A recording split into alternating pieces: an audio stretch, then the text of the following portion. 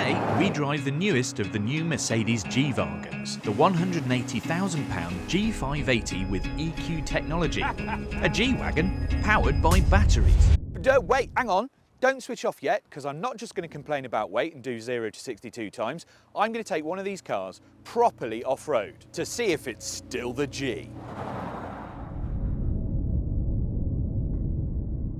First of all, let's cover off the on-road stuff. What we have here is a G-Class with a fully electric drivetrain and 4 motors. But weirdly, it's still got a ladder frame chassis, independent front suspension, and a solid rear axle. So that's a little bit strange for a car like this.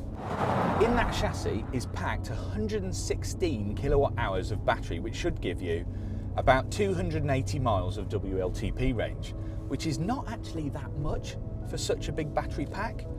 Mind you, it does provide you with 580 brake horsepower, just under, so that badge on the back actually means something now, and 858 pounds-feet of torque, which should offer up roughly 0 to 62 miles an hour in about 4.7 seconds, and 112 mile an hour top speed, which isn't bad for a bus this big because it weighs just over 3 tons.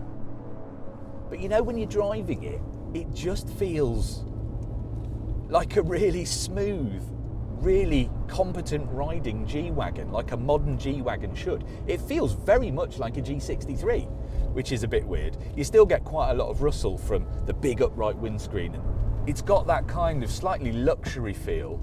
It doesn't encourage you to go fast, but it can if it wants to. It's a bit of a rock and roll ride if you're really pressing on.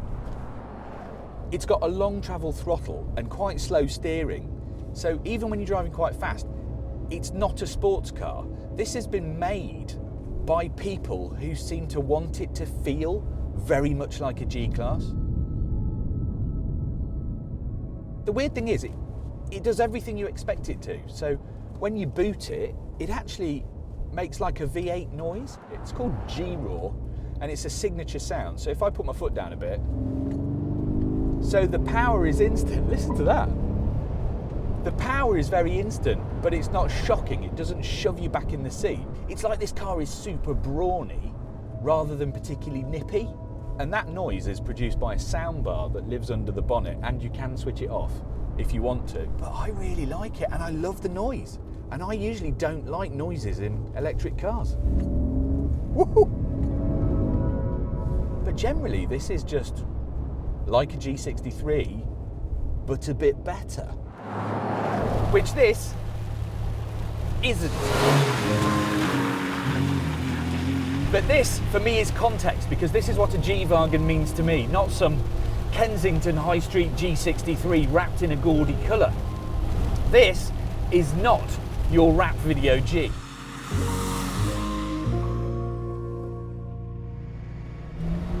Oh, look at that gear shift, my friend. Fabulous! The steering doesn't do that much. Look, we're going in a straight line. Now this is a 1982-1983 G-Wagen. So this was popular when I was a kid, unsurprisingly. It's got a 2.8 litre straight-six petrol engine, making a paltry 160 brake horsepower. It's got a big slab of a dash. The steering is basically unconnected. The gearbox, you have to throw across it. So look, this is fourth. If I reach for fifth, it's basically in the passenger footwell. It's got diff locks, it's got low range, it's military, it smells a bit funny, and you know what? I love it to my core, because this has nailed the mission statement for what a G-Wagen should be. It's rugged, it's practical, it's useful. Weather is absolutely apocalyptic. It's raining fit to bust. I feel invincible. And that's what a G-Wagen is about, especially the old ones. They make you feel like you can go anywhere and you can do absolutely anything. Checker. But the G has evolved from the military-based W460. It had to. 2018 saw the big change to the W463, pointed it more towards regular road use than military chic. The latest facelift sees mild hybrids, a G500 with a straight six, a V8 G63 with a bit of electric range, and attempts to make it aerodynamic with aero aids on the A-pillars and the windscreen and vents in the rear wheel arches. But there's more clever thinking here than meets the eye. The battery pack may be giant, but there's the same room inside the electric G as the ICE versions. The batteries are double stacked into the ladder frame chassis with all the control stuff under the slightly raised bonnet. And there is a lot of control stuff, because this electric car has 4 motors, one for each wheel, which will be important later. And the interior is nice. A bit flashy for my taste, but now there's a decent touchscreen in the middle, plenty of options and decent ergonomics. Until the big change in 2018, that wasn't a given for a person in G-Wagen. Still not that much room in the back, but the boot is as big as the ICE version, which again isn't a given for an electric car. There's an electric grille too, which for some reason we don't get in the UK with the first cars. So it's all pretty much as you expect.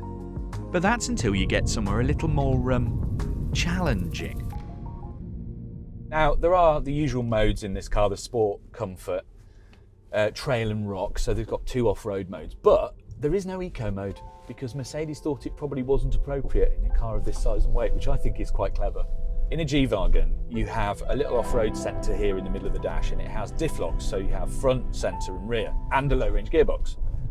This is different because you don't need a diff lock in an electric car with 4 motors. So instead of those, you have a low-range gearbox, which allows you to sort of multiply your torque to earth mover levels, which is usually really useful off-road. And then you've got G-steer and G-turn, which I'm going to demonstrate in a moment.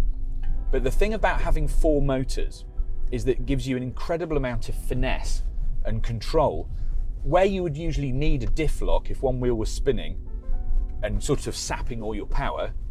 With electric motors, you just don't need that. So you can instantly provide torque to whichever wheel has grip. And it should be basically instantaneous. So even if you've only got one wheel with grip, this car should be able to drag itself out of whatever hole you've got it stuck in. You know what, if you're just on a dirt track, this thing rides really, really well. I mean, I've not even bothered with anything but comfort mode. Now, the wading depth for the G580 is 850 millimeters, and if you want a handy visual reference for that, it's just about the top of the wheel arches. And that's 150 millimeters more than the G63. So you can wade the electric car much deeper. Wow. And look, I'm not even getting wet. I'm essentially the good ship EQ. And I've not been electrocuted. Perfection. This is quite a big section of very rocky rocks. And if this decides to bang that bottom, I know that because it's armour plated, we'll get away with it. When you've got a low range gearbox, which means that you're more efficient with your torque, and you're not pushing your way through the air at kind of motorway speeds, electric cars go a long way off-road. It's not about linear distance, it's more about hours of operation. When you're using loads of recuperation all the time off-road and putting a bit of energy back in the battery, so they're extremely handy off-road and they last for ages. Look at this. This is insane, really. Oh, big bump on that under tray. You can feel it just sliding across. There'll be a few scars on the bottom of this one. And I'm not even having to touch the accelerator pedal because I've got it in off-road crawl, which is essentially off-road cruise control. So I've just set this car in low range, in rock mode, and then it's just making its own way. You can increase the speed or decrease it from the paddles, but it's extremely useful. I think the only thing I'm starting to think at the moment is that I spent a long time trying to get good at driving off-road, and I'm still only half learned. And this car makes it really easy. Look at this, I'm facing downhill. I'm hanging from my seatbelt. I'm not even touching any of the pedals. G-turn. Now you have to be in rock and in low range, and then basically you press the G-turn button and then hold the paddle in the direction that you want to change and then just press the throttle.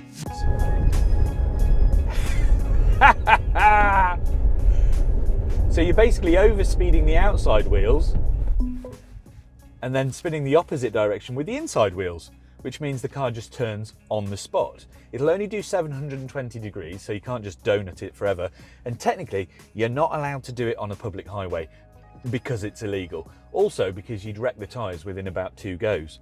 The thing is, I got here thinking that G-turn was a gimmick and it was just there to showcase what the drivetrain can do.